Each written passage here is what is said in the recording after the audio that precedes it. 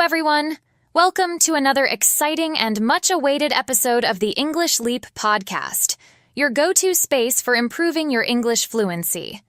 I'm Erin, your guide to making English learning fun and exciting.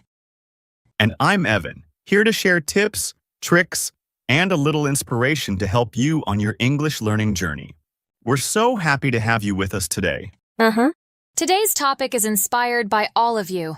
We've seen so many comments from listeners asking, how can I learn English alone without a speaking partner? That's right, Erin. It's a question we hear a lot. So, we thought, why not answer it with a detailed episode? Exactly. We know how frustrating it can be to feel stuck or unsure where to start, especially when you're learning alone. That's why we're breaking it all down into simple, actionable steps. If you've ever wondered how to improve your English solo, this episode is for you. So, what are you waiting for? Grab your headphones, get comfortable, and let's dive right in. Let me ask you this. Have you ever felt stuck trying to learn English on your own? Like, you don't know where to start or how to stay motivated? That's such a common feeling, Erin. I remember when I first tried learning Spanish by myself. I would start strong but then lose focus because I didn't have a plan. Can anyone else relate? Oh, for sure. When I was learning French, I struggled too. But then, I found that having a routine and the right resources made all the difference. Exactly. And that's what we're here to talk about. Practical, easy steps that you can follow to make learning English by yourself less overwhelming and more fun. Right. Whether it's setting goals, practicing speaking alone, or finding the right resources, you'll learn how to make English a part of your daily life. And the best part? You're not really alone because we're here to guide you. Let's make this journey together. Oh, before we move on, we've got something special for you. A free downloadable PDF for this episode. That's right. It's packed with all the tips we'll be discussing today so you don't have to worry about missing anything. Exactly. And one of the first tips we cover in the PDF, and that we're about to dive into, is the importance of starting with a plan. Yes. Having a plan makes all the difference. Erin, how can our listeners create a solid plan for learning English? Well, the key is to set clear goals. Instead of saying, I want to improve my English, try something like, I'll learn 5 new words daily. Small, specific goals work best. Absolutely. And writing them down helps too. I keep a notebook where I jot down my daily goals and review them at the end of the week. That's smart. And don't forget long-term goals, like being able to hold a full conversation in English or understanding a movie without subtitles. Yes. And remember to celebrate your progress. Hit a milestone, treat yourself. It keeps you motivated to keep going. Once you have a plan, the next step is building a daily routine. Evan, what's your routine like? Mine's simple. I listen to a podcast or audiobook in the morning during breakfast. And in the evening, I watch an episode of a TV show in English. I love that. I like to mix listening and reading. I read an article or blog post daily and listen to music while doing chores. That's the thing. Find what fits your day. Even 10 minutes a day can make a difference as long as you're consistent. Right. It's like exercising. A little every day is better than a lot once in a while. And speaking of consistency, immersion is so important. Surround yourself with English as much as possible. Oh, absolutely. One thing I did was change my phone's language to English. Sure, I struggled with settings for a week, but I learned so much. I did the same. Also, watching movies or TV shows with English subtitles is a great way to improve your listening skills. And don't forget music. Sing along to your favorite English songs. It's fun and helps with pronunciation and rhythm. That's a great point. And even labeling items in your home with English words can help reinforce vocabulary. Okay, Erin, let's talk about resources. There are so many free tools out there. What's your favorite? I love apps like Duolingo and Memrise. They make learning fun with gamified lessons and daily challenges. Totally agree. And YouTube is another amazing resource with countless channels offering lessons on pronunciation, conversation, and vocabulary. Yes. And for those who love reading, check out free online articles or blogs written for English learners. Oh, and don't forget podcasts. They're perfect for improving listening skills and picking up new phrases. Now, let's talk about speaking.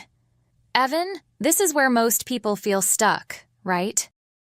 Oh, absolutely. Without a speaking partner, it can feel impossible. But here's the thing. You can still practice speaking on your own. Exactly. One of my favorite tips is to talk to yourself.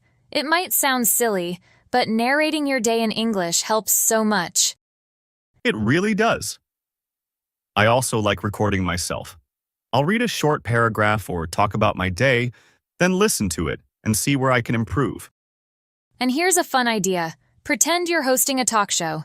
Just talk about random topics in English. It's not just practice, it's entertainment. I love that.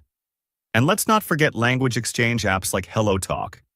Even if you can't meet people in person, you can connect with native speakers online. Speaking of connecting, listening is another skill that's super important. Evan, what's your favorite way to practice listening? I'm a huge fan of podcasts and audiobooks. I usually listen while I'm commuting or exercising. It's such a good way to multitask. Same here. And here's a technique I love, the shadowing technique.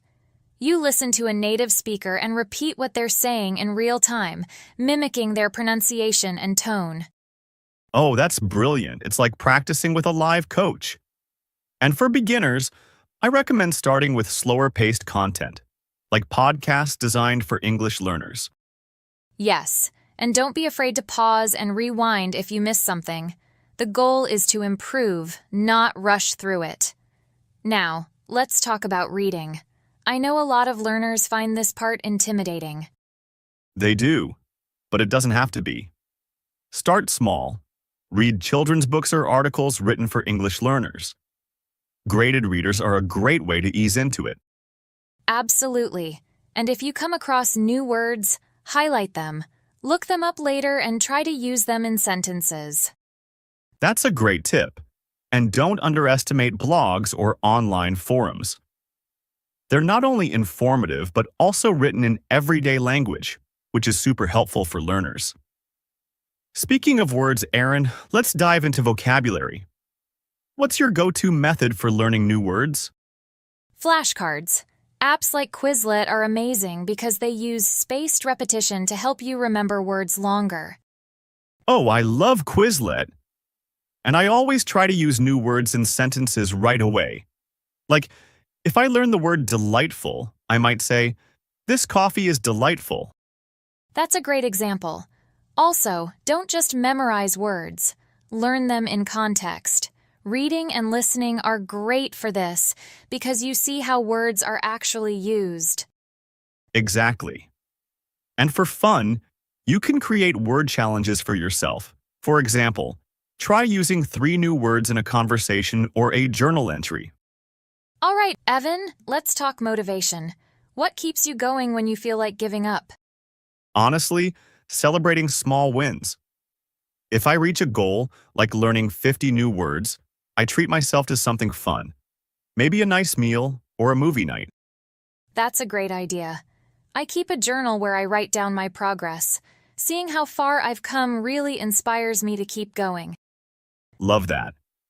And joining online communities can also help. Seeing other learners share their progress is super motivating. Yes, and don't forget to mix things up. If you're feeling bored, try a new app, watch a different type of content, or set a fun challenge for yourself. Now, this brings us to my favorite point, having fun while learning. Learning doesn't have to be all serious. Oh, absolutely. One of my favorite ways to learn is by singing along to English songs. It's fun and helps with pronunciation. Yes, and playing word games like Scrabble or crossword puzzles is another great way to make learning enjoyable. And if you love TV, pick a comedy show in English. You'll laugh while picking up new phrases and slang. That's so true. The more you enjoy the process, the more likely you are to stick with it. So find what makes you happy and make it part of your routine.